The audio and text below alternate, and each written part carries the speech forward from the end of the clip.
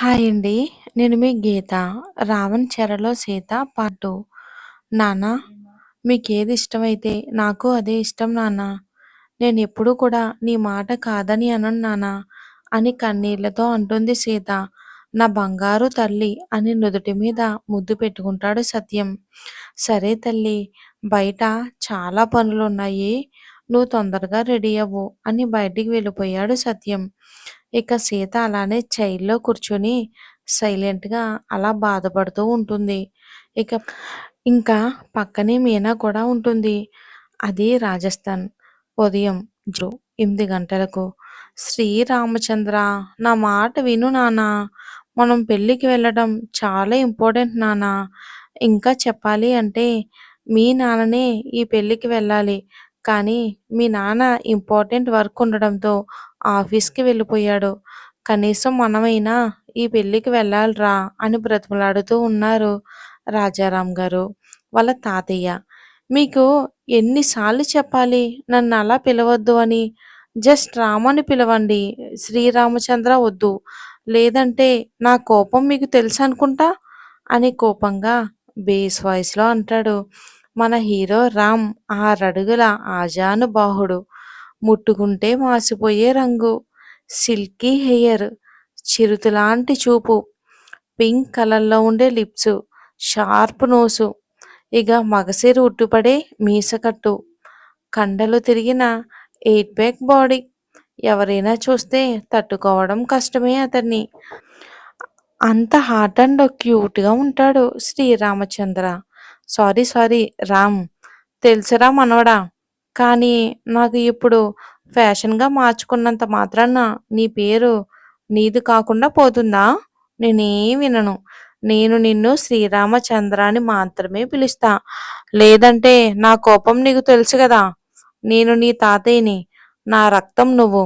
నీకే అంతుంటే మరి నాకెంతుంటుందిరా మనవడా అని లోపల నవ్వును దాస్తూ మీసం మెలేస్తూ అంటారు రాజారాం గారు. తాతయ్య, దిస్ ఈజ్ టూ మచ్. అయినా నేను పెళ్ళికి రాను. నాకు ఢిల్లీలో ఒక ఇంపార్టెంట్ మీటింగ్ ఉంది. నేనిప్పుడు ఢిల్లీ వెళ్ళాలి అని తన రూమ్‌కి వెళ్ళిపోతాడు కోపంగా రామ్. ఏంటి మహావీడు, అసలు ఎవ్వరి మాట కూడా లెక్క చేయడు. అసలు నా మాట కూడా పట్టించుకోడు. వీడికున్న పొగరుకి వచ్చేవాడి పెళ్ళాం ఎలా తట్టుకుంటుందో ఏంటో అని తన పక్కన ఉన్న తన భార్యమ్మని మహాలక్ష్మి గారితో అంటారు రాజారాం గారు. ఏంటండి మీరలా అంటారు? వాడు నా మనవడు. అయినా మీకుండే బుద్ధులేగా వాడికొచ్చాయి. మీరు మన మనవడి ఏజ్‌లో ఉన్నప్పుడు ఎలా ఉండేవారు?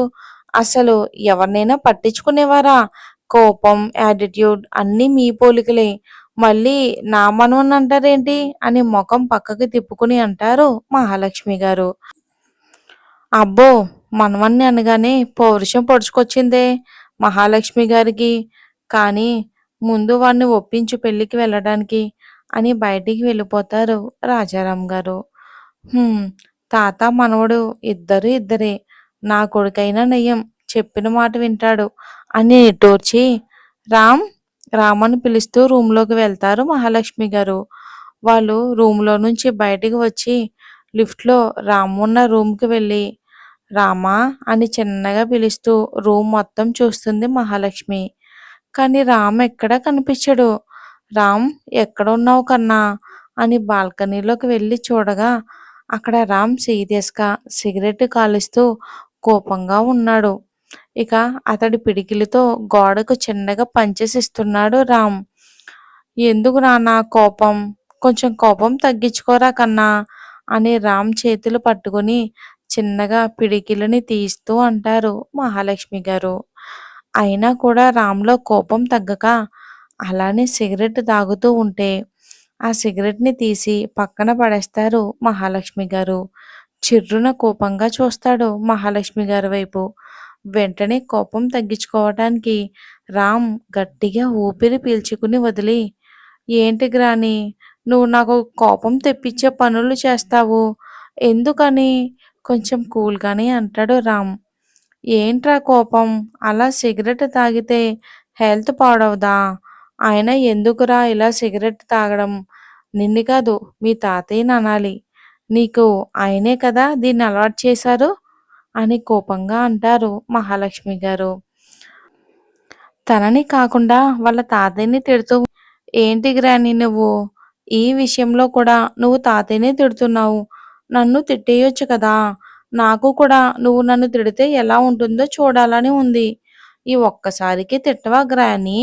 అని మహాలక్ష్మి గారిని రూమ్‌లోకి తీసుకొని వచ్చి బెడ్ మీద కూర్చోబెట్టి, తన ముందు కింద కూర్చొని ఆవిడ ఒడిలో తలను పెట్టి, తలకు మసాజ్ చేయించుకుంటూ అంటాడు రామ్. అమ్మో! ఇదయ్యే పనేనా రామ్? నువ్వు నా ముద్దుల మనవడివి. ఈ రాజస్థాన్‌కి నువ్వొక యువరాజువి. నిన్ను నేనెలా అనగలను రామ్ అని నవ్వుతూ అంటారు. అయినా మాటల్లో నిన్నెవరూ గెలవలేరులే కానీ, ఏంటి మ్యాటర్? నిన్ను తాతయ్య పంపించారా రాయబారానికి? నువ్వు ఆయాసపడుతూ నా రూమ్‌కి వచ్చావా? అని చిరు కోపంగా అంటాడు రామ్. ఎందుకు కన్నా అలా మాట్లాడతావు? అలా ఏం లేదు కన్నా. అయినా నేనేమీ ఆయాసపడుతూ రాలేదు. లిఫ్ట్‌లోనే వచ్చాను అని చిన్నపిల్లలా అంటారు ఆవిడ. అవునా! నాకే పంచా? తమరు 17 కాదు 70 ఏజ్. అది తమరికి గుర్తుందా? అని లోపల నవ్వును దాస్తూ అంటాడు రామ్. హ్మ్. నాకు తెలుసులేరా! నువ్వేం నాకు చెప్పవలసిన అవసరం లేదులే అని బొంగమూతి పెట్టుకుంటారు మహాలక్ష్మి. అయ్యో గ్రానీ! ఈ వయసులో కూడా ఎంత ముద్దుగా ఉన్నావో తెలుసా? అసలు నాకు తాతయ్య అడ్డు లేకుంటే నేను నిన్నే పెళ్లి చేసుకునేవాణ్ణి అని మహాలక్ష్మి గారి బుగ్గలు గిచ్చుతూ అంటాడు రామ్. చాల్లే సంబరం. ముందు వదులు కన్నా నొప్పెడుతున్నాయి అని అనగానే వదిలేసి బెడ్ మీద కూర్చొని మహాలక్ష్మి గారి ఒడిలో తల పెట్టుకుని పడుకుంటాడు రామ్. ఇంత ఏజ్ వచ్చినా ఈ చిన్న పిల్లవాడి చేష్టలు మాత్రం పోలేదురా నీకని మురిపెంగా అనుకుంటూ రామ్ తల నిమురుతూ ఉంటారు ఆవిడ ప్రేమగా. నేను జస్ట్ 27 గ్రాని. నేనింకా చిన్నపిల్లాడినే అని ఫేస్ పెట్టి అంటాడు రామ్. అవునవును. చిన్నపిల్లాడివే. ఇప్పటికి పెళ్లి చేస్తే ఈ పాటికి నా మనవలతో, మనవరాళ్ళతో ఆడుకునేదాన్ని. అలాంటిది నువ్వు చిన్న పిల్లాడివా? అని వెటకారంగా అంటుంది ఆవిడ. ఏంటి గ్రాని పో! అయినా నన్ను చిన్నపిల్లాడిని చేసుకుని నాతో బాగా ఆడుకుంటున్నావు కదా! అని అమాయకంగా ఫేస్ పెట్టి అంటాడు రామ్. ఇక రామ్ చేసే డ్రామాని చూస్తూ ఆవిడ నవ్వుతూ రామ్ తల నిమురుతూ ఉంటారు. కన్నా! ఒకసారి నా మాట విను కన్నా! పెళ్ళికి రావచ్చు కదా నాన్న! ప్లీజ్ అని ఆవిడ అనగానే అప్పటి వరకు సరదాగా మాట్లాడుతూ ఉన్న రామ్ ఒక్కసారిగా కోపంతో గ్రానీ! నేను ఢిల్లీ వెళ్తున్నా. నన్నస్సలు విసిగించొద్దు అని తన డ్రెస్‌లన్నీ ప్యాక్ చేసుకోవటంలో పడిపోయాడు కోపంగా రామ్. సర్లేరా! అయినా నా మాట ఎందుకు వింటావులే. నేను వెళ్తున్నాను. మళ్ళీ నేను నీతో ఎప్పుడు మాట్లాడను అని ఎమోషనల్ బ్లాక్‌మెయిల్ చేస్తారు ఆవిడ. ష్ అని అంటూ ఓకే గ్రానీ. ఎక్కడా పెళ్ళి? అని అసహనంగా అంటాడు రామ్. రామాపురం కన్నా అని ఆవిడ అనగానే వాట్? పల్లెటూరా? No never. నేను ఆ పల్లెటూరికి అస్సలు రాలేను.